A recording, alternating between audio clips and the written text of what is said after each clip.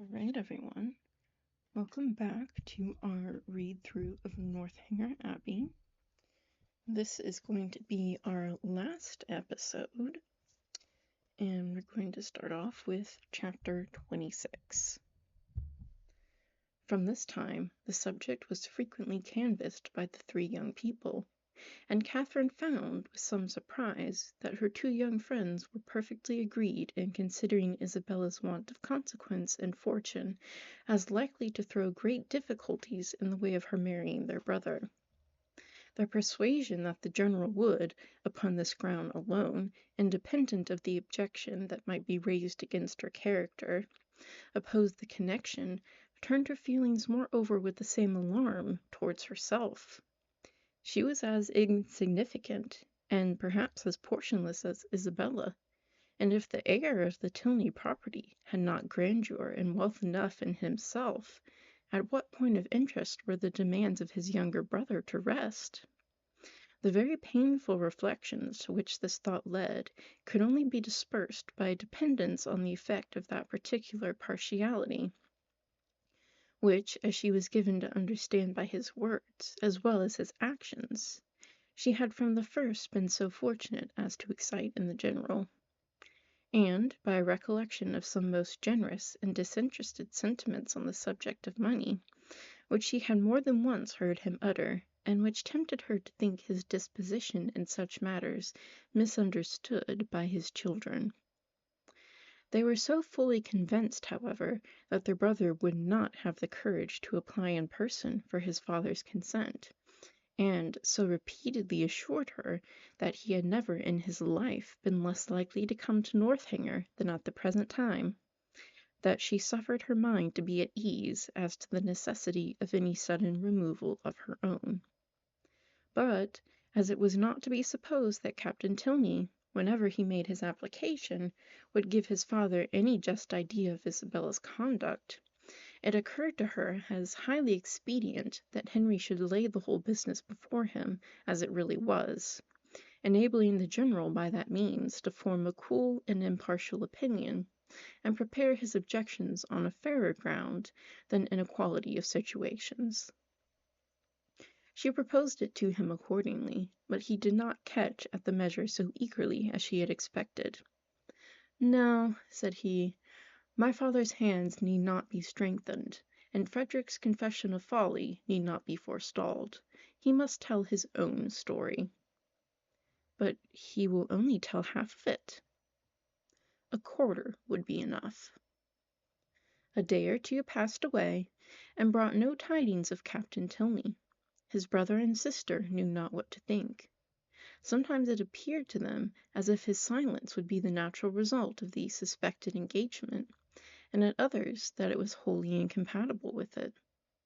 The general, meanwhile, though offended every morning by Frederick's remiss in writing, was free from any real anxiety about him, and had no more pressing solicitude than that of making Miss Moreland's time at Northanger pass pleasantly. He often expressed his uneasiness on this head, feared the sameness of everyday society and employments would disgust her with the place, wished the Lady Frasers had been in the country, talked every now and then of having a large party to dinner, and once or twice began even to calculate the number of young dancing people in the neighborhood. But then it was such a dead time of year, no wildfowl, no game, and the Lady Frasers were not in the country, and it all ended at last in his telling Henry one morning that when he next went to Woodston they would take him by surprise there some day or other and eat their mutton with him. Henry was greatly honored and very happy, and Catherine was quite delighted with the scheme. "And when do you think, sir, I may look forward to this pleasure?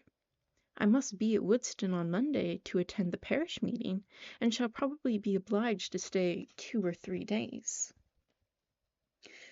"Well, well, we will take our chance some one of those days. There is no need to fix. You are not to put yourself at all out of your way. Whatever you may happen to have in the house will be enough. I think I can answer for the young ladies, making allowance for a bachelor's table. Let me see. Monday will be a busy day with you. We will not come on Monday. And Tuesday will be a busy one with me. I expect my surveyor from Brockham with his report in the morning, and afterwards I cannot in decency fail attending the club. I really could not face my acquaintance if I stayed away now, for, as I am known to be in the country, it would be taken exceedingly amiss, and it is a rule with me, Miss Morland, never to give offence to any of my neighbours, if a small sacrifice of time and attention can prevent it. They are a set of very worthy men. They have half a buck from Northanger twice a year, and I dine with them whenever I can. Tuesday, therefore, we may say, is out of the question.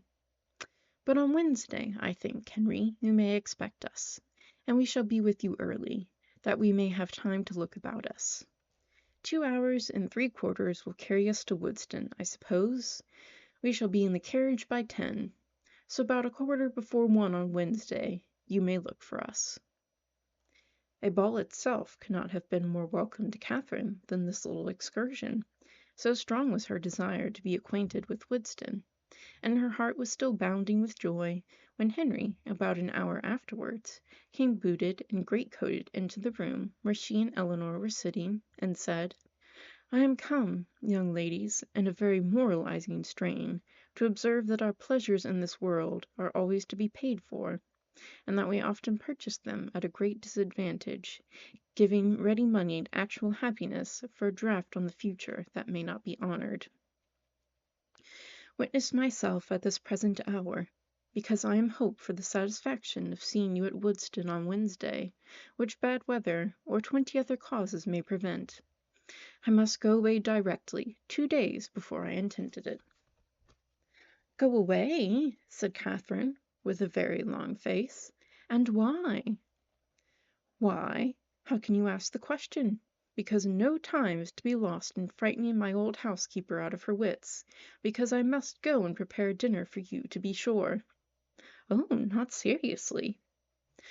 "Ay, and sadly too, for I had much rather stay." "But how can you think of such a thing, after what the General said, when he so particularly desired you not to give yourself any trouble, because anything would do?" Henry only smiled. "I am sure it is quite unnecessary upon your General's account and mine. You must know it to be so, and the General made such a point of your providing nothing extraordinary. Besides, if he had not said half so much as he did, he has always such an excellent dinner at home, that sitting down to a middling one for one day could not signify. I wish I could reason like you, for his sake and my own. Good-bye. As tomorrow is Sunday, Elinor, I shall not return." He went, and it being at any time a much simpler operation to Catherine to doubt her own judgment than Henry's, she was very soon obliged to give him credit for being right, however disagreeable to her his going. But the inexplicability of the General's conduct dwelt much on her thoughts. That he was very particular in his eating she had, by her own unassisted observation, already discovered. But why he should say one thing so positively, and mean another all the while, was most unaccountable. How were people at that rate to be understood? Who but Henry could have been aware of what his father was at? From Saturday to Wednesday, however, they were now to be without Henry. This was the sad finale of every reflection, and Captain Tilney's letter would certainly come in his absence, and Wednesday, she was very sure, would be wet. The past, present, and future were all equally in gloom.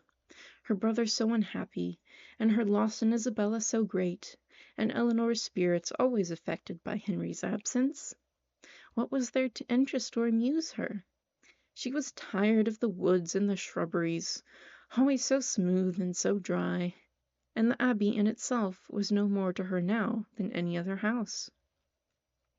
The painful remembrance of the folly it had helped to nourish and perfect was the only emotion which could spring from a consideration of the building. What a revolution in her ideas! She who had so longed to be in an abbey, Now there was nothing so charming to her imagination as the unpretending comfort of a well-connected parsonage, something like Fullerton, but better. Fullerton had its faults, but Woodston probably had none. If Wednesday should ever come! It did come, and exactly when it might be reasonably looked for. It came, it was fine, and Catherine trod on air. By 10 o'clock the chaise and four conveyed the trio from the Abbey, and after an agreeable drive of almost 20 miles, they entered Woodston, a large and populous village, in a situation not unpleasant. Catherine was ashamed to say how pretty she thought it, as the general seemed to think an apology necessary for the flatness of the country and the size of the village. But in her heart she preferred it to any place she had ever been at, and looked with great admiration at every neat house above the rank of a cottage, and at all the little chandler shops which they passed. At the further end of the village, and tolerably disengaged from the rest of it, stood the parsonage, a new-built, substantial stone house, with its semicircular sweep and green gates. And as they drove up to the door, Henry, with the friends of his solitude, a large Newfoundland puppy, and 2 or 3 terriers, was ready to receive and make much of them. Catherine's mind was too full as she entered the house for her either to observe or to say a great deal, and, till called on by the general for her opinion of it, she had very little idea of the room in which she was sitting. Upon looking round it then, she perceived in a moment that it was the most comfortable room in the world, but she was too guarded to say so, and the coldness of her praise disappointed him. "We are not calling it a good house," said he. "We are not comparing it with Fullerton and Northanger. We are considering it as a mere parsonage, small and confined, we allow, but decent perhaps, and habitable, and altogether not inferior to the generality. Or, in other words, I believe there are a few country parsonages in England half so good, and may admit of improvement, however. Far be it from me to say otherwise. And anything in reason, a bow thrown out perhaps, though between ourselves, if there is one thing more than another my aversion, it is a patched-on bow." Catherine did not hear enough of this speech to understand or be pained by it, and other subjects being studiously brought forward and supported by Henry at the same time that a tray full of refreshments was introduced by his servant, the general was shortly restored to his complacency, and Catherine to all her usual ease of spirits. The room in question was of a commodious, well-proportioned size, and handsomely fitted up as a dining parlour, and on their quitting it to walk round the grounds, she was shewn first into a smaller apartment belonging peculiarly to the master of the house, and made unusually tidy on the occasion, and afterwards into what was to be the drawing-room, with the appearance of which, though unfurnished, Catherine was delighted enough even to satisfy the general. It was a prettily shaped room, the windows reaching to the ground, and the view from them pleasant, though only over green meadows, and she expressed her admiration at that moment with all the honest simplicity with which she felt. "Oh, why do you not fit up this room, Mr. Tilney? What a pity not to have it fitted up! It is the prettiest room I ever saw. It is the prettiest room in the world." "I trust," said the general, with a most satisfied smile, "that it will be very speedily furnished. It waits only for a lady's taste." "Well, if it was my house, I should never sit anywhere else. Oh, what a sweet little cottage there is among the trees! Apple trees, too. It is the prettiest cottage." "You like it. You approve it as an object. It is enough. Henry, remember that Robinson is spoken to about it. The cottage remains." Such a compliment recalled all Catherine's consciousness, and silenced her directly, and though pointedly applied to by the general for her choice of the prevailing colour of the paper and hangings, nothing like an opinion on the subject could be drawn from her. The influence of fresh objects and fresh air, however, was of great use in dissipating these embarrassing associations, and having reached the ornamental part of the premises, consisting of a walk round two sides of a meadow on which Henry's genius had begun to act about half a year ago, she was sufficiently recovered to think it prettier than any pleasure ground she had been in before, though there was not a shrub in it higher than the green bench in the corner. A saunter into other meadows, and through part of the village, with a visit to the stables to examine some improvements, and a charming game of play with a litter of puppies just able to roll about, brought them to 4 o'clock, when Catherine scarcely thought it would be 3. At 4 they were to dine, and at 6 to set off on their return. Never had any day passed so quickly. She could not but observe that the abundance of the dinner did not seem to create the smallest astonishment in the general. Nay, that he was even looking at the side table for cold meat, which was not there.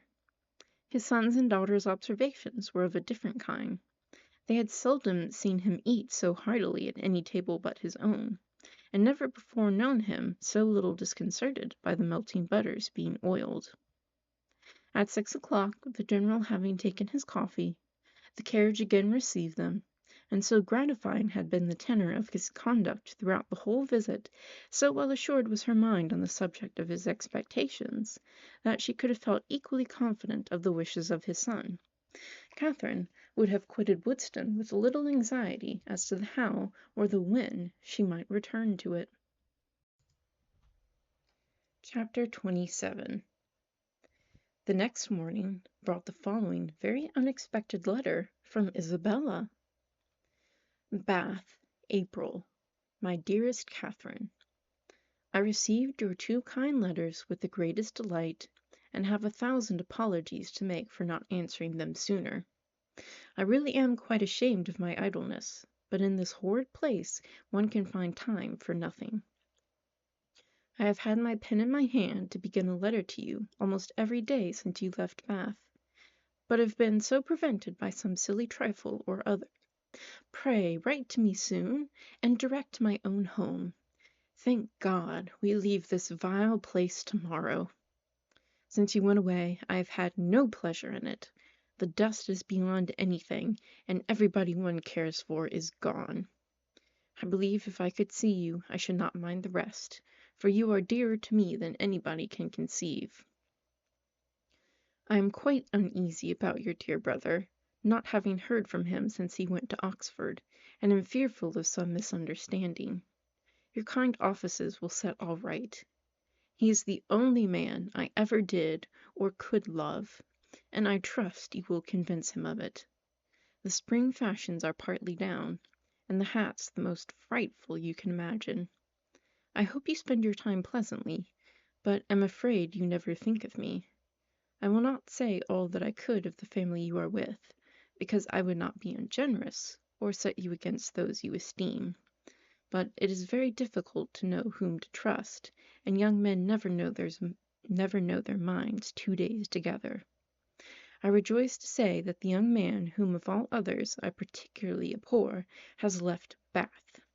You will know from this description I must mean Captain Tilney, who, as you may remember, was amazingly disposed to follow and tease me before you went away.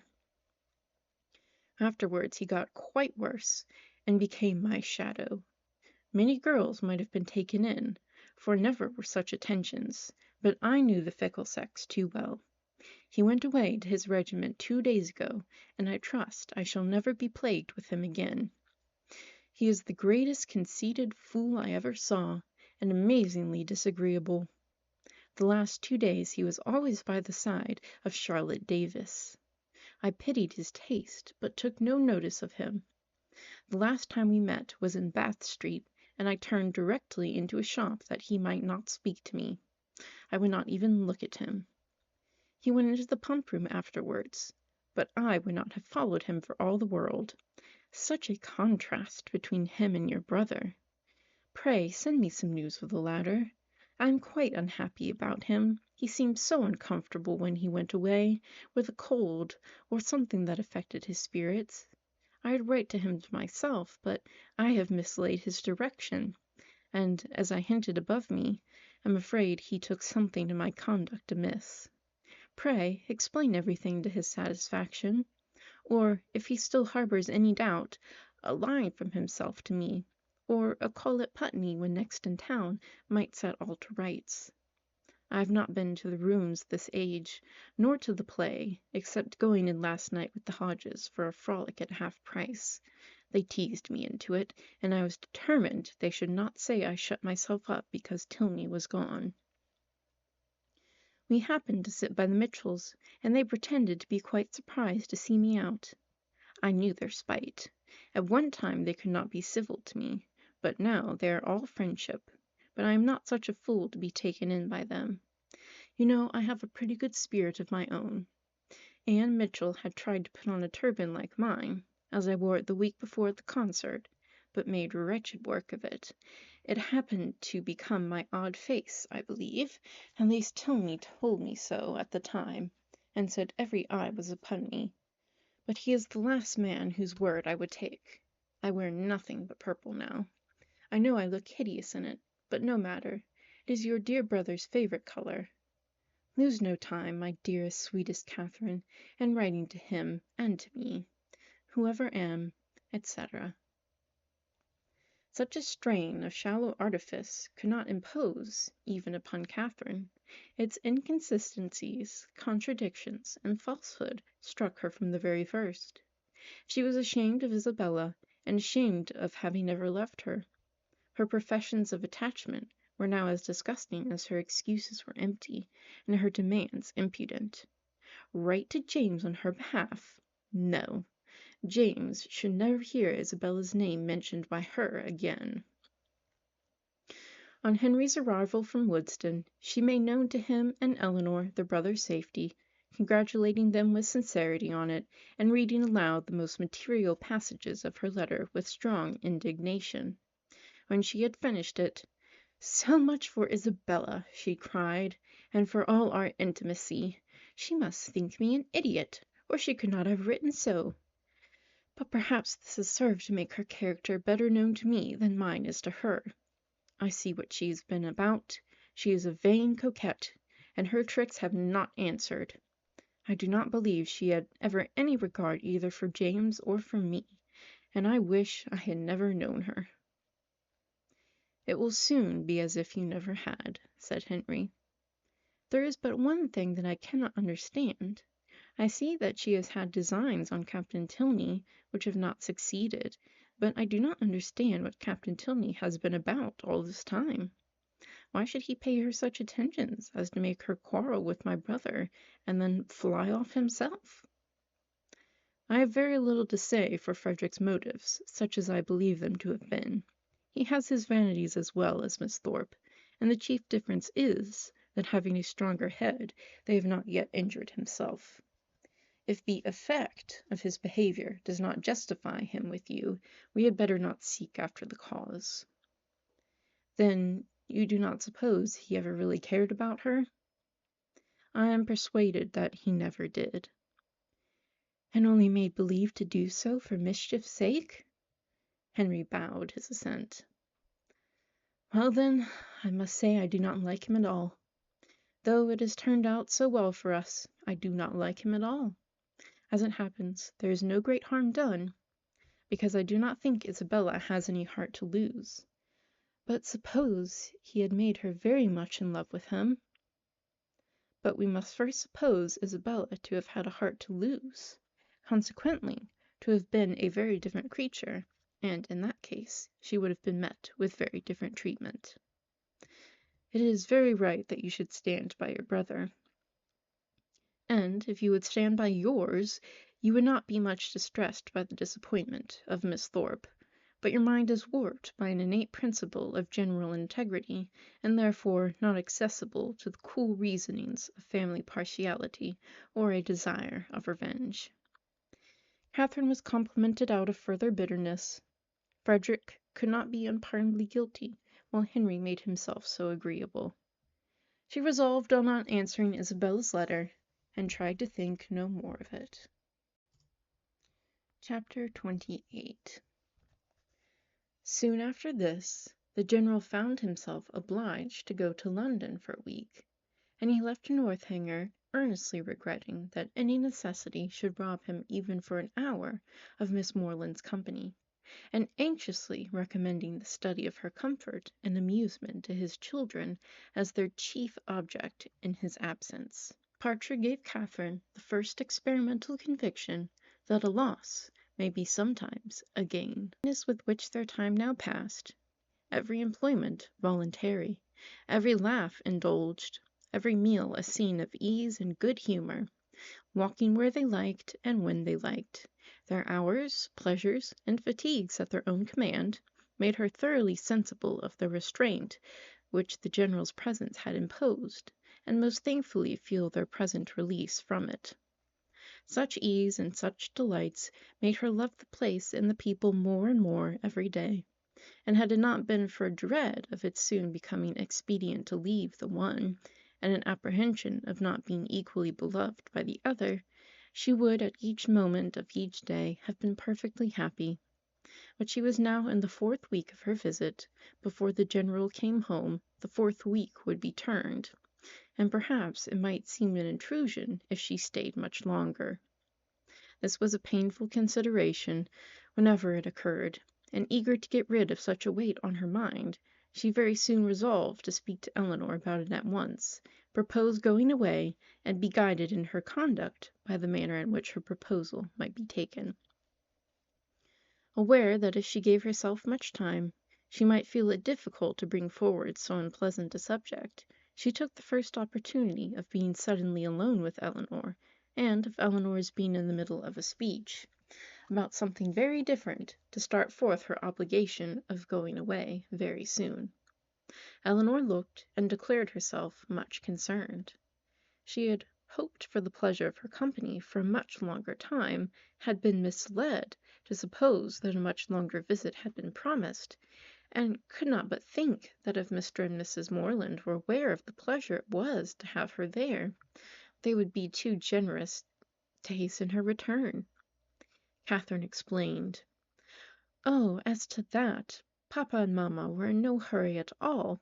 As long as she is happy, they would always be satisfied." Then why might she ask in such a hurry herself to leave them? Oh, because she had been there so long. Nay, if you can use such a word, I can urge you no further, if you think it too long. Oh, no, I do not indeed. For my own pleasure I could stay with you as long again. And it was directly settled that, till she had, her leaving them was not even to be thought of. And having this cause of uneasiness so pleasantly removed, the force of the other was likewise weakened. The kindness, the earnestness of Eleanor's manner in pressing her to stay, and Henry's gratified look on being told that her stay was determined, were such sweet proofs of her importance with them, as left her only just so much solicitude as the human mind can never do comfortably without.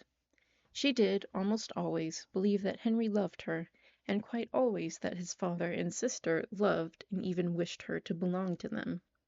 And believing so far, her doubts and anxieties were merely sportive irritations.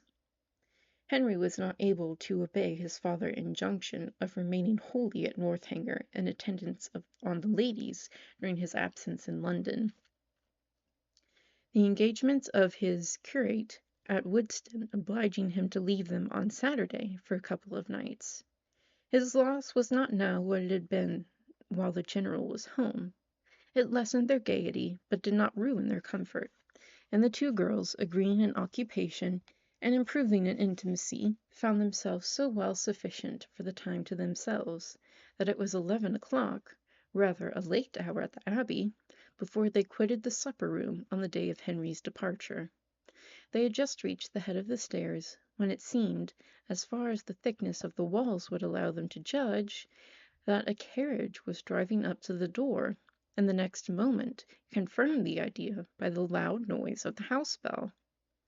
After the first perturbation of surprise, that it passed away in a "Good heaven, what can be the matter?"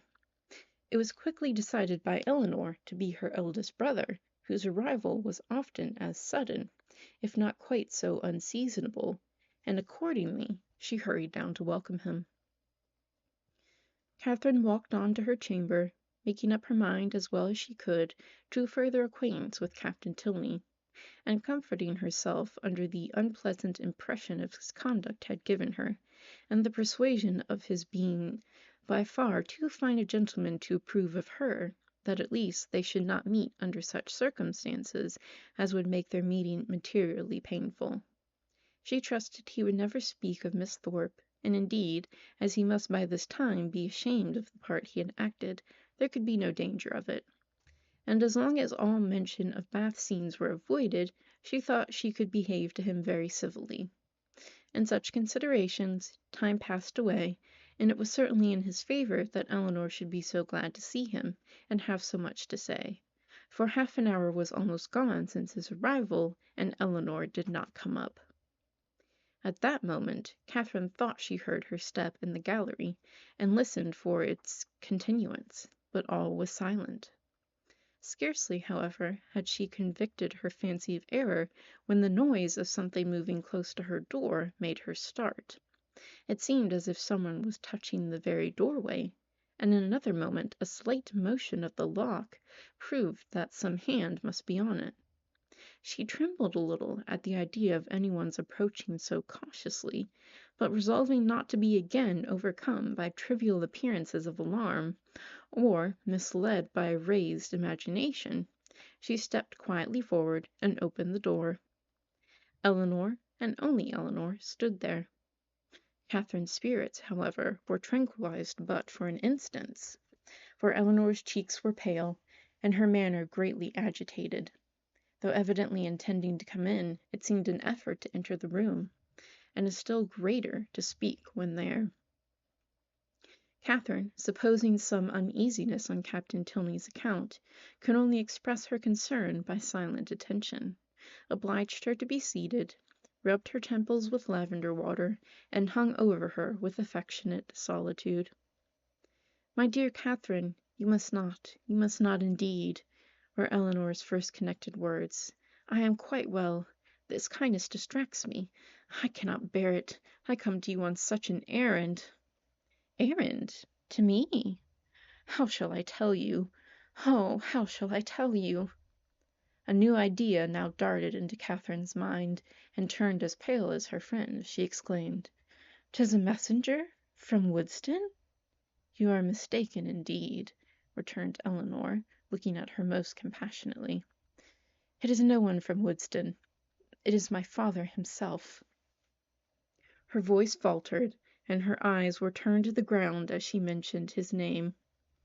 His unlooked-for return was enough in itself to make Catherine's heart sink, and for a few moments she hardly supposed there were anything worse to be told. She said nothing, and Eleanor, endeavoring to collect herself and speak with firmness, but with eyes still cast down, soon went on. "You are too good, I am sure, to think the worse of me for the part I am obliged to perform. I am indeed a most unwilling messenger. After what has so lately passed, so lately been settled between us, how joyfully, how thankfully on my side, as to your continuing here as I hoped, for many, many weeks longer, how can I tell you that your kindness is not to be accepted, and that the happiness your company has hitherto given us is to be repaid by— But I must not trust myself with my words. My dear Catherine, we are to part. My father has recollected an engagement that takes our whole family away on Monday. We are going to Lord Longtown's, near Hereford, for a fortnight. Explanation and apology are equally impossible. I cannot attempt either." "My dear Eleanor," cried Catherine, suppressing her feelings as well as she could, "do not be so distressed. A second engagement must give way to a first. I am very, very sorry we are to part, so soon, and so suddenly too, but I am not offended. Indeed, I am not. I can finish my visit here, you know, at any time, or hope you will come to me. Can you, when you return from the Lords, come to Fullerton?" "It will not be in my power, Catherine." "Come when you can, then." Eleanor made no answer, and Catherine's thoughts returning to something more directly interesting, she added, thinking aloud, "Monday! So soon as Monday, and you all go. Well, I am certain I shall be able to take leave, however. I need not go till just before you do, you know. Do not be distressed, Eleanor. I can go on Monday very well. My father and mother's having no notice of it is of very little consequence. The general will send a servant with me, I dare say, half the way, and then I shall soon be at Salisbury, and then I am only 9 miles from home. Ah, Catherine, were it settled so, it would be somewhat less intolerable, though in such common attentions you would have received but what half you ought. But how can I tell you? Tomorrow morning is fixed for your leaving us, and not even the hour is left to your choice. The very carriage is ordered, and will be here at 7 o'clock, and no servant will be offered you. Catherine sat down, breathless and speechless. I could hardly believe my senses when I heard it, and no displeasure, no resentment that you can feel at this moment, however justly great, can be more than I myself. But I must not talk of what I felt. Oh, that I could suggest anything, an extenuation. Good God! What will your father and mother say? After courting you from the protection of real friends to this, almost double distance from your home, to have you driven out of the house without considerations even of decent civility. Dear, dear Catherine, and being the bearer of such a message, I seem guilty myself of all its insult. Yet I trust you will acquit me, for you must have been long enough in this house to see that I am but a nominal mistress of it, that my real power is nothing. Have I offended the general? Said Catherine in a faltering voice. Alas, for my feelings as a daughter, all that I know, all that I answer for is, that you can have given him no just cause of offence. He is greatly, very greatly discomposed. I have seldom seen him more so. His temper is not happy, and something has now occurred to ruffle it to an uncommon degree. Some disappointment, some vexation, which just as this moment seems important, but which I can hardly suppose you to have any concern in, for how is it possible? It was with pain that Catherine could speak at all, and it was only for Eleanor's sake that she attempted it. I am sure, said she, I am very sorry if I have offended him. It was the last thing I would willingly have done. But do not be unhappy, Eleanor. An engagement, you know, must be kept. I am only sorry it was not recollected sooner, that I might have written home. But it is of very little consequence. I earnestly hope, that to your real safety it will be of none. But to everything else it is of the greatest consequence. To comfort, appearance, propriety, to your family, to the world. Were your friends, the Allens, still in Bath, you might go to them with comparative ease. A few hours would take you there. But a journey of 70 miles to be taken post by you, at your age, alone, unattended? Oh, the journey is nothing. Do not think about that. And if we are to part a few hours sooner or later, you know, makes no difference. I can be ready by 7. Let me be called in time. Eleanor saw that she wished to be alone, and believing it better for each that they should avoid any further conversation, now left her with, I shall see you in the morning.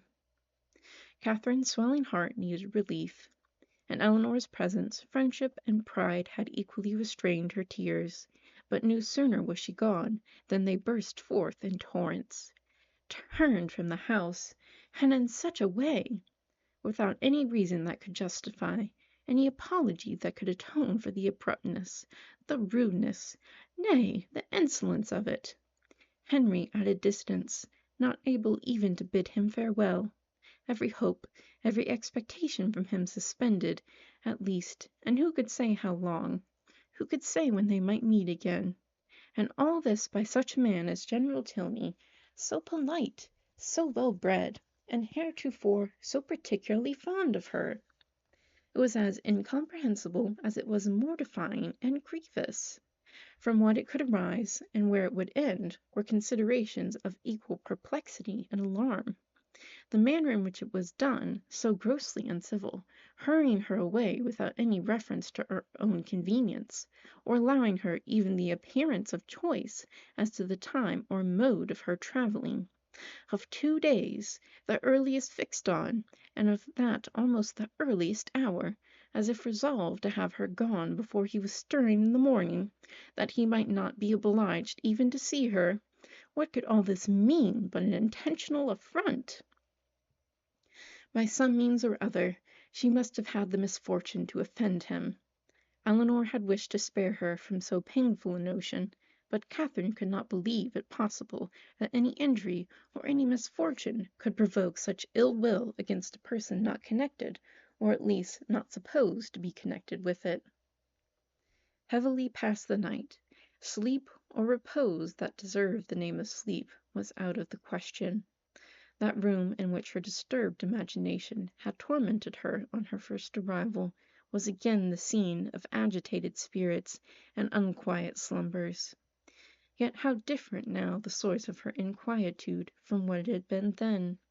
How mournfully superior in reality and substance! Her anxiety had foundation in fact, her fears in probability, and with a mind so occupied in the contemplation of actual and natural evil, the solitude of her situation, the darkness of her chamber, the antiquity of the building were felt and considered without the smallest emotion. And though the wind was high, and often produced strange and sudden noise throughout the night, she heard it all as she lay awake, hour after hour, without curiosity or terror. Soon after 6, Elinor entered her room, eager to show attention or give assistance where it was possible, but very little remained to be done. Catherine had not loitered.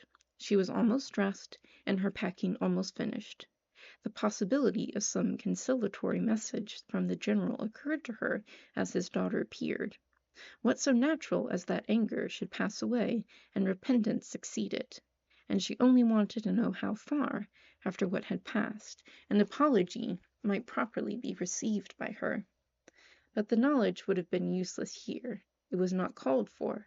Neither clemency nor dignity was put to the trial. Elinor brought no message. Very little passed between them on meeting. Each found her greatest safety in silence, and few and trivial were the sentences exchanged while they remained upstairs.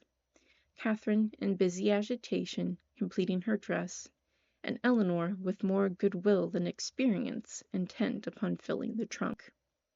When everything was done, they left the room, Catherine lingering only half a minute behind her friend to throw a parting glance on every well-known cherished object, and went down to the breakfast parlor, where breakfast was prepared. She tried to eat, as well to save herself from the pain of being urged as to make her friend comfortable. But she had no appetite, and could not swallow many mouthfuls. The contrast between this and her last breakfast in that room gave her fresh misery, and strengthened her distaste for everything before her. It was not 24 hours ago since they had met there to the same repast, but in circumstances how different! With what cheerful ease, what happy, though false security, she had then looked around her, enjoying everything present, and fearing little in future beyond Henry's going to Woodston for a day. Happy, happy breakfast! For Henry had been there. Henry had sat by her and helped her. These reflections were long indulged, undisturbed by any address from her companion, who sat as deep in thought as herself, and the appearance of the carriage was the first thing to startle and recall them to the present moment. Catherine's color rose at the sight of it, and the indignity with which she was treated, striking at that instant on her mind with peculiar force, made her for a short time sensible only of resentment. Elinor seemed now impelled into resolution and speech.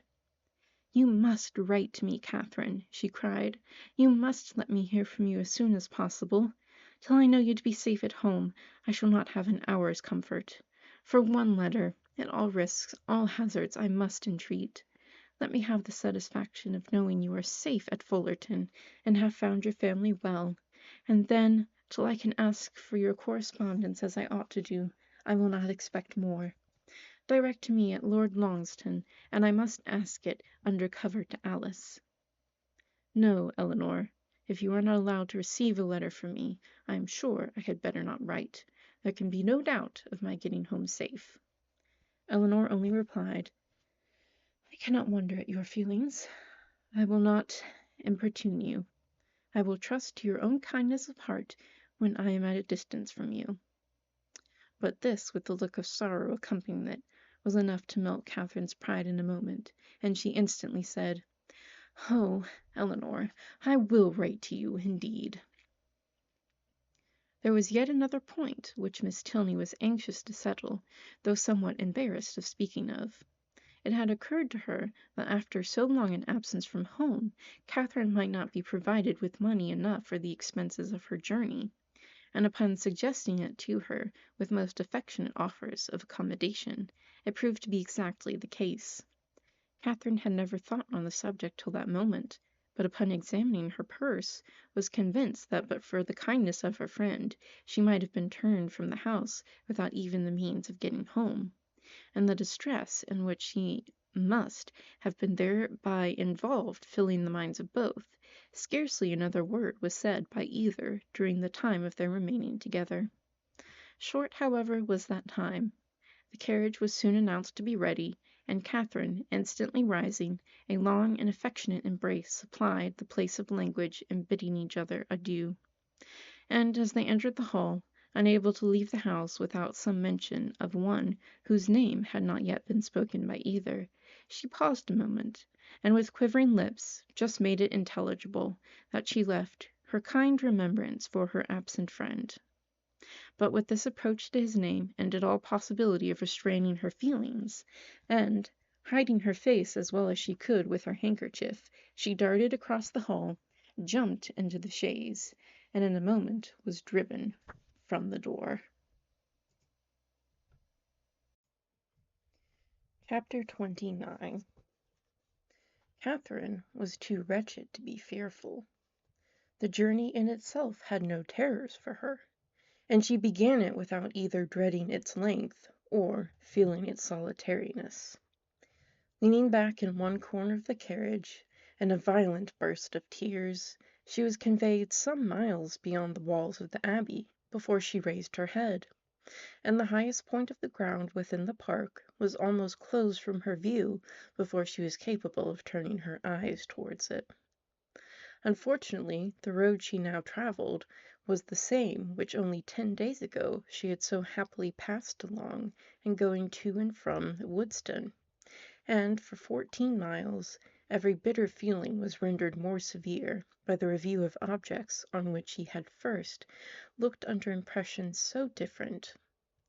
Every mile as it brought her near Woodstone added to her sufferings, and when within the distance of 5, she passed the turning which led to it, and thought of Henry. So near, yet so unconscious, her grief and agitation were excessive. The day which she had spent at that place had been one of the happiest of her life.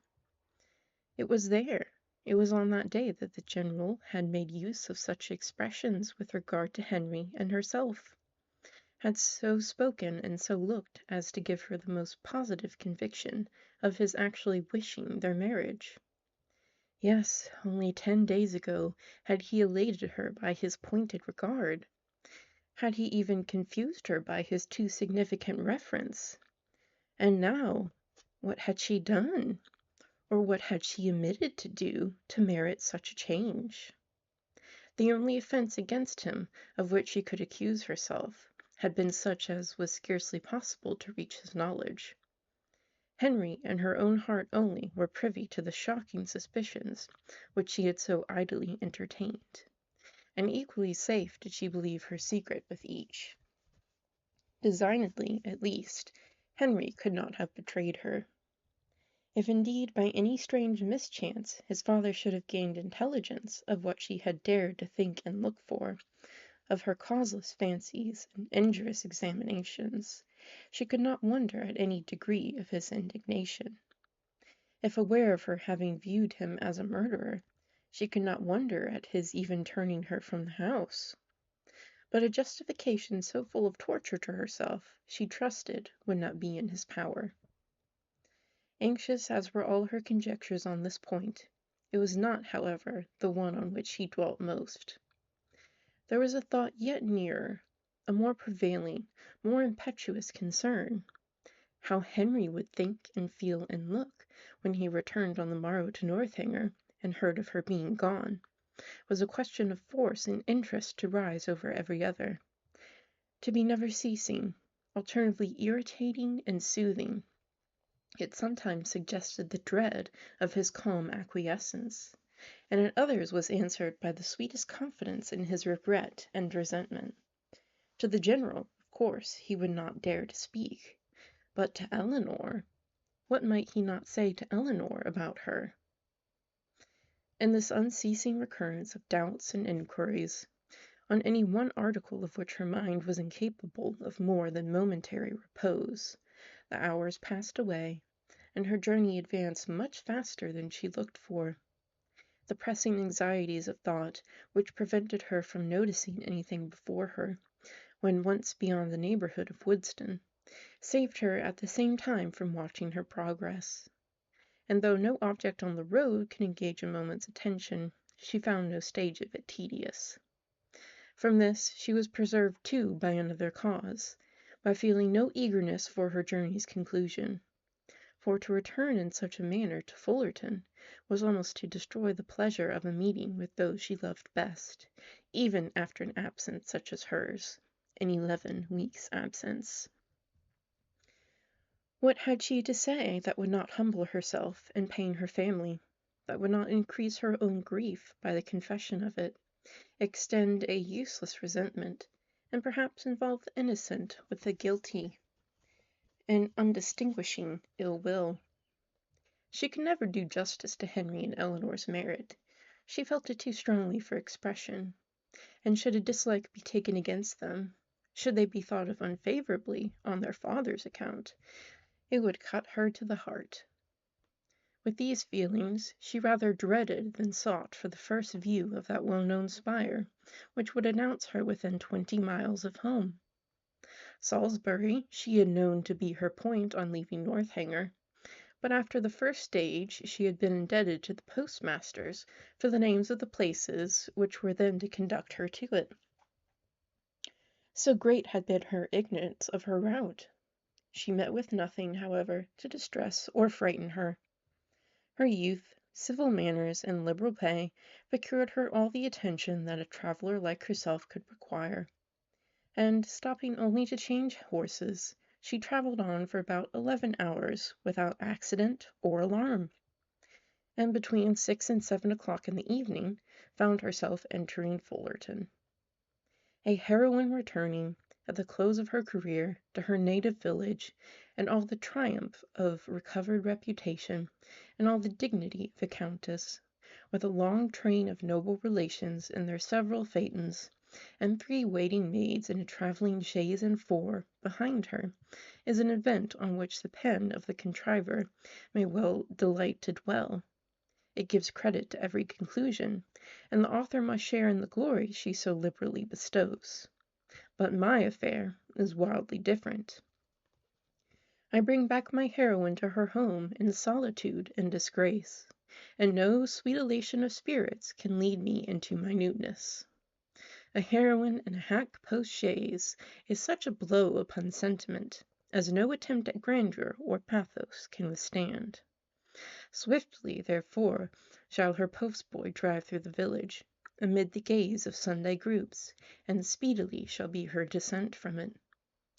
But whatever might be the distress of Catherine's mind, as she thus advanced toward the parsonage, and whatever the humiliation of her biographer in relating it, she was preparing enjoyment of no everyday nature for those to whom she went, first in the appearance of her carriage, and secondly in herself.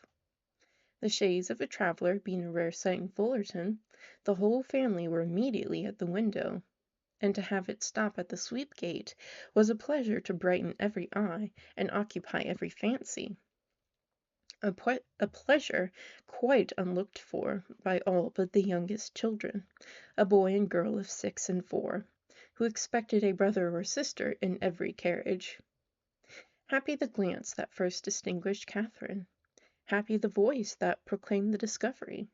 But whether such happiness were the lawful property of George or Harriet could never be exactly understood. Her father, mother, Sarah, George, and Harriet, all assembled at the door to welcome her with affectionate eagerness, was a sight to awaken the best feelings of Catherine's heart. And in the embrace of each, as she stepped from the carriage, she found herself soothed beyond anything she had believed possible. So surrounded, so caressed, she was even happy. And the joyfulness of family love, everything for a short time was subdued, and the pleasure of seeing her, leaving them at first little leisure for calm curiosity. They were all seated round the tea-table, which Mrs. Morland had hurried for the comfort of the poor traveller, whose pale and jaded looks soon caught her notice, before any inquiry so direct as to demand a positive answer was addressed to her. Reluctantly, and with much hesitation, did she then begin what might perhaps, at the end of half an hour, be termed by the courtesy of her hearers an explanation. But scarcely within that time could they at all discover the cause, or collect the particulars of her sudden return. They were far from being an irritable race, far from any quickness in catching, or bitterness in resenting affronts. But here, when the whole was unfolded, was an insult not to be overlooked, nor, for the first half-hour, to be easily pardoned. Without suffering any romantic alarm in the consideration of their daughter's long and lonely journey, Mr. and Mrs. Morland could not but feel that it might have been productive of much unpleasantness to her. That it was what they could never have voluntarily suffered, and that, in forcing her on such a measure, General Tilney had acted neither honorably nor feelingly, neither as a gentleman nor as a parent. Why had he done it? What could have provoked him to such a breach of hospitality, and so suddenly turned all his partial regard for their daughter into actual ill will? Was a matter which they were at least as far from divining as Catherine herself. But it did not oppress them by any means so long, and after a due course of useless conjecture that it was strange business, and that he must be a very strange man, grew enough for all their indignation and wonder, though Sarah indeed still indulged in the sweets of incomprehensibility, exclaiming and conjecturing with youthful ardour. "My dear, you give yourself a great deal of needless trouble," said her mother at last. "Depend upon it, it is something not at all worth understanding." "I can allow for his wishing Catherine away, when he recollected this engagement," said Sarah, "but why not do it civilly?" "I am sorry for the young people," returned Mrs. Morland. "They must have a sad time of it. But as for anything else, it is no matter now. Catherine is safe at home, and our comfort does not depend upon General Tilney." Catherine sighed. "Well," continued her philosophic mother, "I am glad I did not know of your journey at the time. But now it is all over, perhaps there is no great harm done. It is always good for young people to be put upon exerting themselves. And you know, my dear Catherine, you always were a sad little shatterbrained creature. But now you must have been forced to have your wits about you, with so much changing of chaises and so forth. And I hope it will appear that you have not left anything behind you in any of the pockets." Catherine hoped so too, and tried to feel an interest in her own amendment, but her spirits were quite worn down, and to be silent and alone becoming soon her only wish, she readily agreed to her mother's next counsel of going early to bed. Her parents, seeing nothing in her ill looks and agitation but the natural consequence of mortified feelings, and of the unusual exertion and fatigue of such a journey, parted from her without any doubt of their being soon swept away. And though, when they all met the next morning, her recovery was not equal to their hopes, they were still perfectly unsuspicious of there being any deeper evil. They never once thought of her heart, which for the parents of a young lady of 17, just returned from her first excursion for home, was odd enough. As soon as breakfast was over, she sat down to fulfill her promise to Miss Tilney, whose trust in the effect of time and distance on her friend's disposition was already justified.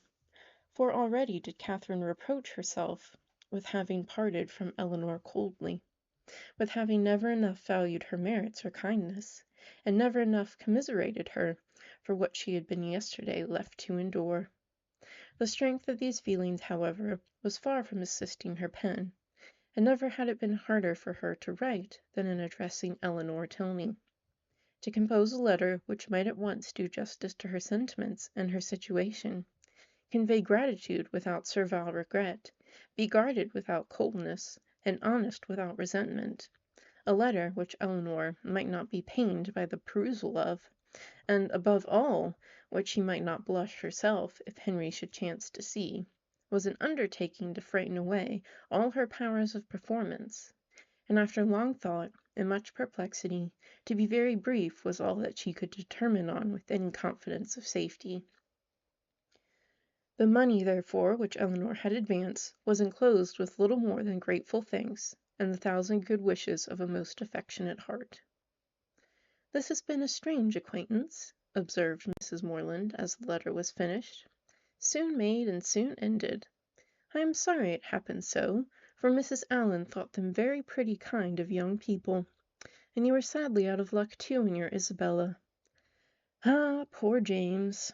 Well, we must live and learn, and the next friends you make, I hope, will be better worth keeping."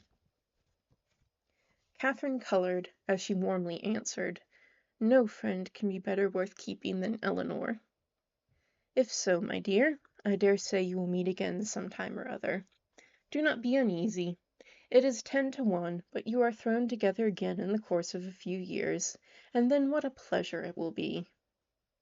Mrs. Morland was not happy in her attempt at consolation. The hope of meeting again in the course of a few years could only put into Catherine's head what might happen within that time to make a meeting dreadful to her. She could never forget Henry Tilney, or think of him with less tenderness than she did at that moment. But he might forget her, and in that case to meet!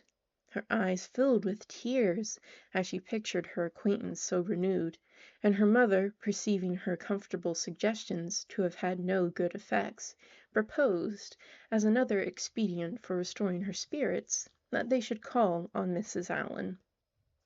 The two houses were only 1/4 of a mile apart, and as they walked, Mrs. Morland quickly dispatched all that she felt on the score of James's disappointment. "We are sorry for him," said she, "but otherwise there is no harm done in the match going off, for it could not be a desirable thing to have him engaged to a girl whom we had not the smallest acquaintance with, and who was so entirely without fortune. And now, after such behavior, we cannot think it all well of her. Just as present it comes hard to poor James, but that will not last forever, and I dare say he will be a discreeter man all his life for the foolishness of his first choice." This was just such a summary view of the affair as Catherine could listen to. Another sentence might have endangered her complacence, and made her reply less rational, for soon were all her thinking powers swallowed up in the reflection of her own change of feelings and spirits since she had last trodden that well-known road. It was not 3 months ago since, wild with joyful expectation, she had there run backwards and forwards some 10 times a day, with a heart light, gay, and independent, looking forward to pleasures untasted and unalloyed, and free from the apprehension of evil as from the knowledge of it. 3 months ago had seen her all this, and now how altered being did she return! She was received by the Allens with all the kindness which her unlooked-for appearance, acting on a steady affection, would naturally call forth, and great was their surprise, and warm their displeasure on hearing how she had been treated, though Mrs. Morland's account of it was no inflated representation, no studied appeal to their passions. "Catherine took us quite by surprise yesterday evening," said she. "She travelled all the way post by herself, and knew nothing of coming till Saturday night. For General Tilney, from some odd fancy or other, all of a sudden grew tired of having her there, and almost turned her out of the house. Very unfriendly, certainly, and he must be a very odd man. But we are so glad to have her amongst us again.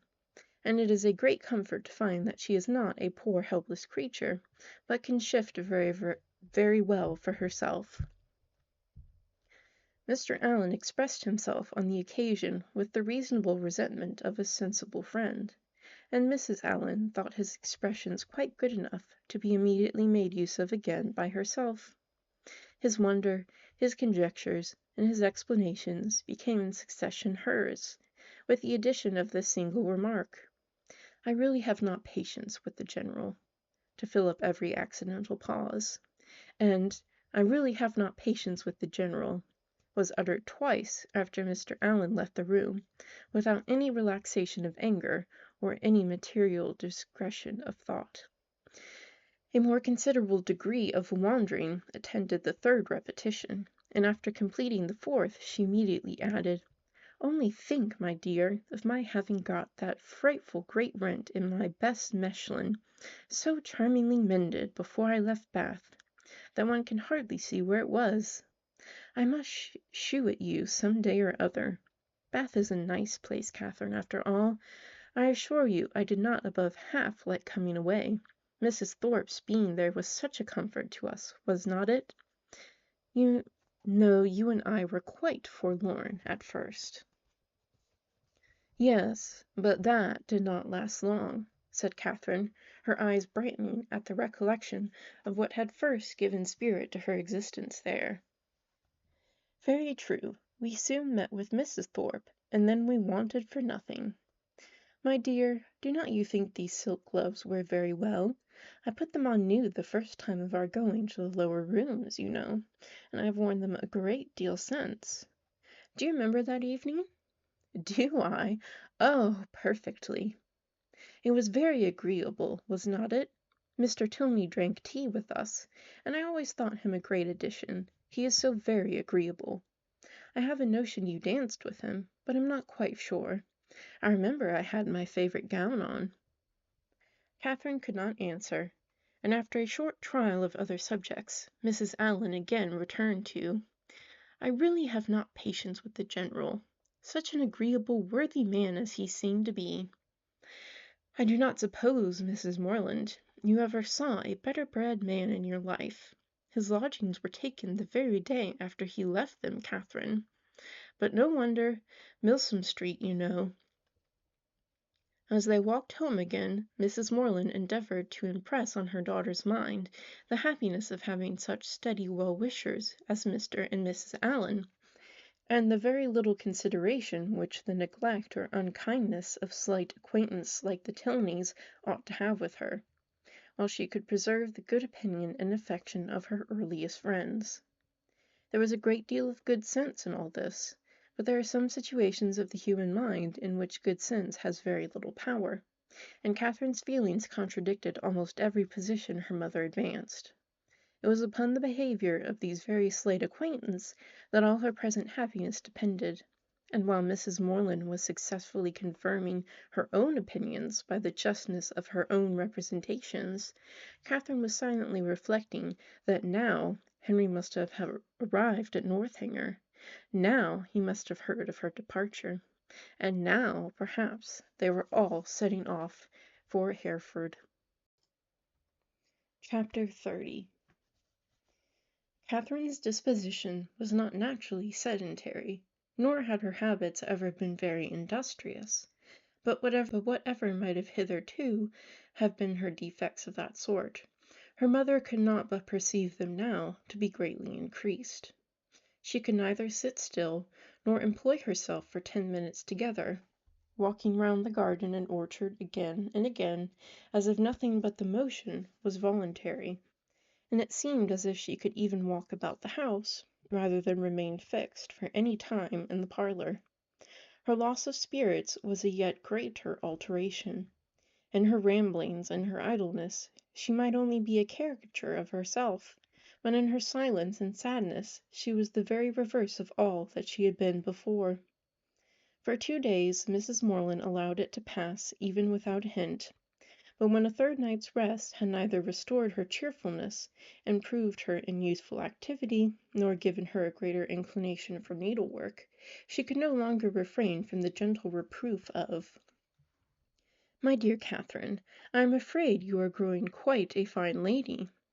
I do not know when poor Richard Cravats would be done, if he had no friend but you. Your head runs too much upon Bath, but there is a time for everything, a time for balls and plays, and a time for work. You have had a long run of amusement, and now you must try to be useful." Catherine took up her work directly, saying in a dejected voice that her head did not run upon Bath much. "Then you are fretting about General Tilney, and that is very simple of you, for 10 to 1 whether you ever see him again. You should never fret about trifles." After a short silence, "I hope, my Catherine, you are not getting out of humour with home because it is not so grand as Northanger. That would be turning your visit into an evil indeed. Wherever you are, you should always be contented, but especially at home, because there you must spend the most of your time. I did not quite like at breakfast to hear you talk so much about the French bread at Northanger." "I am sure I do not care about the bread. It is all the same to me what I eat." There is a very clever essay in one of the books upstairs upon much such a subject, about young girls who have been spoiled for home by great acquaintance. The Mirror, I think. I will look it out for you some day or other, because I am sure it will do you good." Catherine said no more, and with an endeavour to do right, applied to her work, but after a few minutes sunk again, without knowing it herself, into languor and listlessness, moving herself in her chair from the irritation of weariness much often than she moved her needle. Mrs. Morland watched the progress of this relapse, and seeing in her daughter's absent and dissatisfied look the full proof of that repining spirit to which she had now begun to attribute her want of cheerfulness, hastily left the room to fetch the book in question, anxious to lose no time in attacking so dreadful a malady. It was some time before she could find what she looked for, and other family matters occurring to detain her, a quarter of an hour had elapsed before she returned downstairs with the volume from which so much was hoped. Her avocations above having shut out all noise but what she created herself, she knew not that a visitor had arrived within the last few minutes, till, on entering the room, the first object she beheld was a young man whom she had never seen before. With a look of much respect, he immediately rose, and being introduced to her by her conscious daughter as Mr. Henry Tilney, with the embarrassment of real sensibility, began to apologize for his appearance there, acknowledging that after what had passed he had little right to expect a welcome at Fullerton, and stating his impatience to be assured of Miss Morland's having reached her home in safety as the cause of his intrusion. He did not address himself to an uncandid judge, or a resentful heart. Far from comprehending him or his sister in their father's misconduct, Mrs. Morland had always been kindly disposed towards each, and instantly pleased by his appearance, received him with the simple profusions of unaffected benevolence, thanking him for such an attention to her daughter, assuring him that the friends of her children were always welcome there, and entreating him to not say another word of the past. He was not ill inclined to obey this request, though, for his heart was greatly relieved by such unlooked-for mildness. It was not just at that moment in his power to say anything to the purpose. Returning in silence to his seat, therefore, he remained for some minutes, most civilly answering all Mrs. Morland's common remarks about the weather and roads. Catherine, meanwhile, the anxious, agitated, happy, feverish Catherine, said not a word, but her glowing cheek and brightened eye made her mother trust that this good-natured visit would at least set her heart at ease for a time, and gladly therefore did she lay aside the first volume of the Mirror for a future hour. Desirous of Mr. Morland's assistance, as well as giving encouragement in finding conversation for her guest, whose embarrassment on his father's account she earnestly pitied, Mrs. Morland had very early dispatched one of the children to summon him. But Mr. Morland was from home, and being thus without any support, at the end of a quarter of an hour she had nothing to say. After a couple of minutes' unbroken silence, Henry, turning to Catherine for the first time since her mother's entrance, asked her with sudden alacrity if Mr. and Mrs. Allen were now at Fullerton, and on developing from amidst all her perplexity of words in reply the meaning which one short syllable would have given, immediately expressed his intention of paying his respects to them, and with a rising colour asked her if she would have the goodness to shew him the way. "You may see the house from this window, sir," was information on Sarah's side, which produced only a bow of acknowledgment from the gentleman, and a silencing nod from her mother. For Mrs. Morland, thinking it probable, as a secondary consideration in his wish of waiting on their worthy neighbours, that he might have some explanation to give of his father's behaviour, which it must be more pleasant for him to communicate only to Catherine, would not on any account prevent her accompanying him. They began their walk, and Mrs. Morland was not entirely mistaken in his object in wishing it. Some explanation on his father's account he had to give, but his first purpose was to explain himself, and before they reached Mr. Allen's grounds he had done it so well that Catherine did not think it could ever be repeated too often. She was assured of his affection, and that heart in return was solicited, which perhaps they pretty equally knew was already entirely his own. For though Henry was now sincerely attached to her, though he felt and delighted in all the excellencies of her character, and truly loved her society, I must confess that his affection originated in nothing better than gratitude, or, in other words, that a persuasion of her partiality for him had been the only cause of giving her a serious thought. It is a new circumstance in romance, I acknowledge, and dreadfully derogatory of a heroine's dignity, but if it be as common in new life, the credit of a wild imagination will at least be all my own. A very short visit to Mrs. Allen, in which Henry talked at random, without sense or connection, and Catherine, wrapped in the contemplation of her own unutterable happiness, scarcely opened her lips, dismissed them to the ecstasies of another tete-a-tete, and before it was suffered to close, she was enabled to judge how far he was sanctioned by parental authority in his present application. On his return from Woodston, 2 days before, he had been met near the Abbey by his impatient father, hastily informed in angry terms of Miss Morland's departure, and ordered to think of her no more. Such was the permission upon which he had now offered her his hand. The affrighted Catherine, amidst all the terrors of expectation, as she listened to this account, could not but rejoice in the kind caution with which Henry had saved her from the necessity of conscious rejection, by engaging her faith before he mentioned the subject, and, as he proceeded to give the particulars, explained the motives of his father's conduct. Her feelings soon hardened into even a triumphant delight. The general had had nothing to accuse her of, nothing to lay to her charge, but her being the involuntary, unconscious object of a deception which his pride could not pardon, and which a better pride would have been ashamed to own. She was guilty only of being less rich than he had supposed her to be. Under a mistaken persuasion of her possessions and claims, he had courted her acquaintance in Bath, solicited her company at Northanger, and designed her for his daughter-in-law. On discovering his error, to turn her from the house seemed the best, though to his feelings an inadequate proof of his resentment toward herself and his contempt of her family.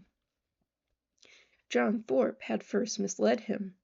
The general, perceiving his son one night at the theatre to be paying considerable attention to Miss Morland, had accidentally inquired of Thorpe if he knew more of her than her name.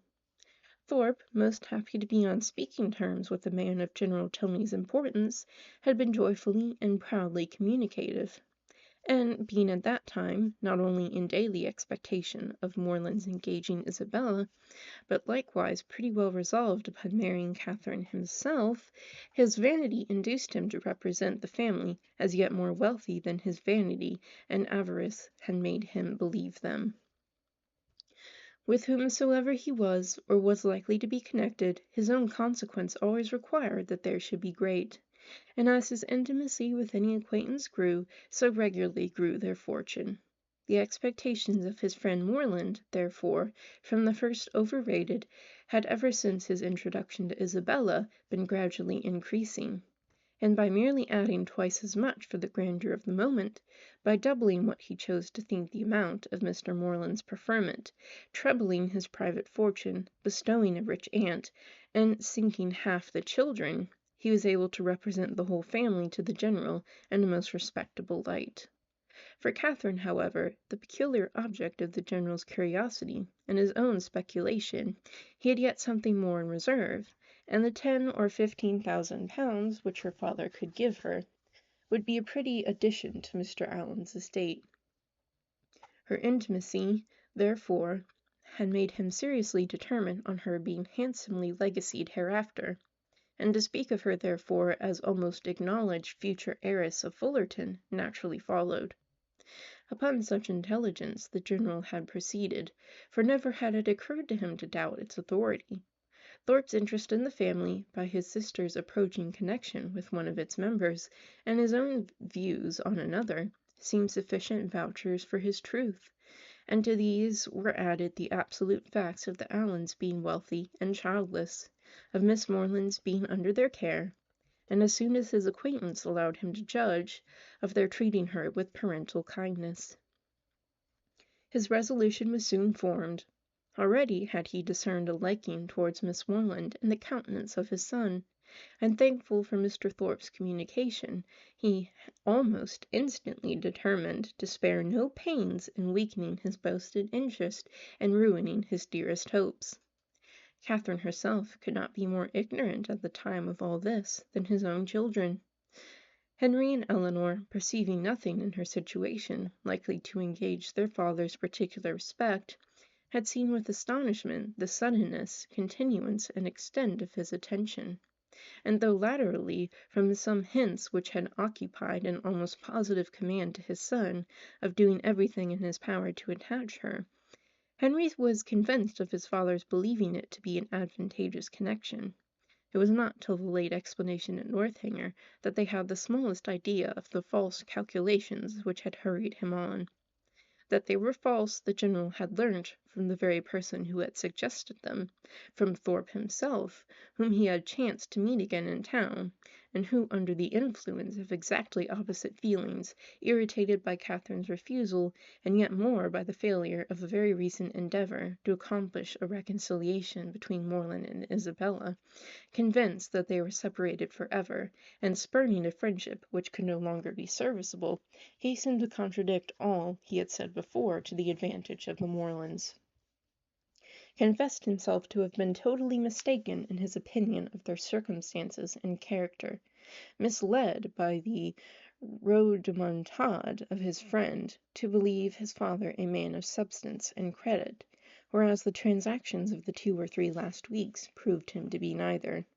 For after coming eagerly forward on the first overture of a marriage between the families, with the most liberal proposals, he had, on being brought to the point by the shrewdness of the realtor, been constrained to acknowledge himself incapable of giving the young people even a decent support.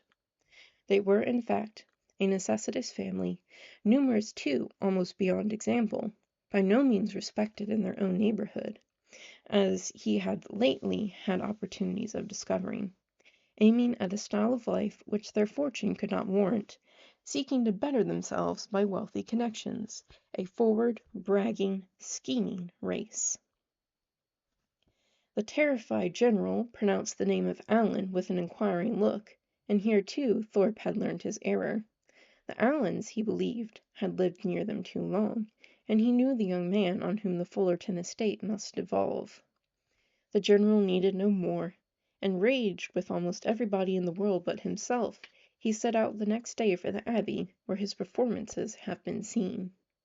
I leave it to my reader's sagacity to determine how much of all this it was possible for Henry to communicate at this time to Catherine, how much of it he could have learnt from his father, and what point his own conjectures might assist him, and what portion must yet remain to be told in a letter from James. I have united for their ease what they must divide for mine. Catherine, at any rate, heard enough to feel that in suspecting General Tilney of either murdering or shutting up his wife, she had scarcely sinned against his character or magnified his cruelty. Henry, in having such things to relate of his father, was almost as pitiable as in their first avowal to himself. He blushed for the narrow-minded counsel which he was obliged to expose. The conversation between them at Northanger had been of the most unfriendly kind. Henry's indignation on hearing how Catherine had been treated, on comprehending his father's views, and being ordered to acquiesce in them, had been open and bold. The general, accustomed on every ordinary occasion to give the law in his family, prepared for no reluctance but of feeling, no opposing desire that should dare to clothe itself in words, could ill brook the opposition of his son, steady as the sanction of reason and the dictate of conscience could make it. But in such a cause his anger, though it must be shock, cannot intimidate Henry, who was sustained in his purpose by a conviction of its justice. He felt himself bound as much in honour as in affection to Miss Morland, and believing that heart to be his own which he had been directed to gain, no unworthy retraction of a tacit consent, no reversing degree of unjustifiable anger could shake his fidelity or influence the resolution that prompted. He steadily refused to accompany his father into Herefordshire, an engagement found almost at the moment to promote the dismissal of Catherine, and as steadily declared his intention of offering her his hand. The general was furious in his anger, and they parted in dreadful disagreement. Henry, in an agitation of mind, which many solitary hours were required to compose, had returned almost instantly to Woodston, and on the afternoon of the following day had begun his journey to Fullerton. Chapter 31. Mr. and Mrs. Morland's surprise on being applied to by Mr. Tilney for their consent to his marrying their daughter was for a few minutes considerable, it having never entered their heads to suspect an attachment on either side. But as nothing, after all, could be more natural than Catherine's being beloved, they soon learnt to consider it with only the happy agitation of gratified pride, and as far as they alone were concerned, had not a single objection to start. His pleasing manners and good sense were self-evident recommendations, and having never heard evil of him, it was not their way to suppose any evil could be told. Good will supplying the place of experience, his character needed no attestation. Catherine would make a sad, heedless young housekeeper, to be sure, was her mother's foreboding remark, but quick was the consolation of there being nothing like practice. There was but one obstacle, in short, to be mentioned, but till that one was removed, it must be impossible for them to sanction the engagement. Their tempers were mild, but their principles were steady, and while his parents so expressively forbade the connection, they could not allow themselves to encourage it. That the general should come forward to solicit the alliance, or that he should even very heartily approve it, they were not refined enough to make any parading stipulation. But the decent appearance of consent must be yielded, and that once obtained, and their own hearts made them trust it could not be very long denied, their willing approbation was instantly to follow. His consent was all that they wished for. They were no more inclined than entitled to demand his money. Of a very considerable fortune, his son was, by marriage settlements, eventually secure. His present income was an income of independence and comfort, and under every pecuniary view it was a match beyond the claims of their daughter. The young people could not be surprised at a decision like this.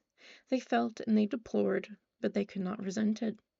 and they parted, endeavoring to hope that such a change in the general, as each believed almost impossible, might speedily take place, to unite them again in the fullness of privileged affection. Henry returned to what was now his only home, to watch over his young plantations, and extend his improvements for her sake, to whose share in them he looked anxiously forward. And Catherine remained at Fullerton to cry. Whether the torments of absence were softened by a clandestine correspondence, let us not inquire. Mr. and Mrs. Morland never did.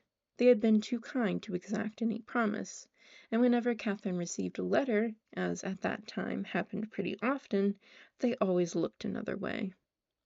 The anxiety which in this state of their attachment must be the portion of Henry and Catherine, and of all who loved either, as to its final event, can hardly extend. I fear to the bosom of my readers who will see in the telltale compression of the pages before them, that we are all hastening together to perfect felicity. The means by which their early marriage was effected can be the only doubt. What probable circumstance could work upon a temper like the General's? The circumstance which chiefly availed was the marriage of his daughter with a man of fortune and consequence, which took place in the course of the summer. An accession of dignity that threw him into a fit of good humour, from which he did not recover till after Eleanor had obtained his forgiveness of Henry, and his permission for him to be a fool if he liked it. The marriage of Eleanor Tilney, her removal from all the evils of such a home as Northanger, had been made by Henry's banishment to the home of her choice, and the man of her choice, is an event which I expect to give general satisfaction among all her acquaintance. My own joy on the occasion is very sincere. I know no one more entitled, by unpretending merit, or better prepared by habitual suffering, to receive and enjoy felicity. Her partiality for the gentleman was not of recent origin, and he had been long withheld only by inferiority of situation from addressing her. His unexpected accession to title and fortune had removed all his difficulties, and never had the General loved his daughter so well in all her hours of companionship, utility, and patient endurance, as when he first hailed her, "Your ladyship." Her husband was really deserving of her, independent of his peerage, his wealth, and his attachment, being to a precision the most charming young man in the world. Any further definition of his merits must be unnecessary. The most charming young man in the world is instantly before the imagination of us all. Concerning the one in question, therefore, I have only to add that this was the very gentleman whose negligent servant left behind him that collection of washing bills, resulting from a long visit at Northanger, by which my heroine was involved in one of her most alarming adventures. The influence of the Viscount and Viscountess in their brother's behalf was assisted by that right understanding of Mr. Morland's circumstance, which, as soon as the General would allow himself to be informed, they were qualified to give. It taught him that he had been scarcely more misled by Thorpe's first boast of the family wealth than by his subsequent malicious overthrow of it, that in no sense of the word were they necessitous or poor, and that Catherine would have £3,000.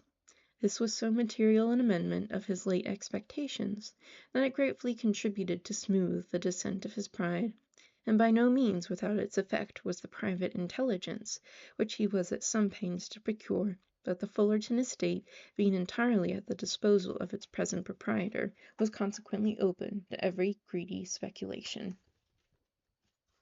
On the strength of this, the General, soon after Eleanor's marriage, permitted his son to return to Northanger, and thence made him the bearer of his consent, very courteously worded in a page full of empty professions to Mr. Morland. The event which it authorized soon followed. Henry and Catherine were married. The bells rang and everybody smiled, and as this took place within a 12-month from the first day of their meeting, it will not appear, after all the dreadful delays occasioned by the General's cruelty, that they were essentially hurt by it. To begin perfect happiness at the respective ages of 26 and 18 is to do pretty well, and professing myself moreover convinced that the General's unjust interference, so far from being really injurious to their felicity, was perhaps rather conducive to it, by improving their knowledge of each other and adding strength to their attachment. I leave it to be settled by whomsoever it may concern, whether the tendency of this work be altogether to recommend parental tyranny or reward filial disobedience.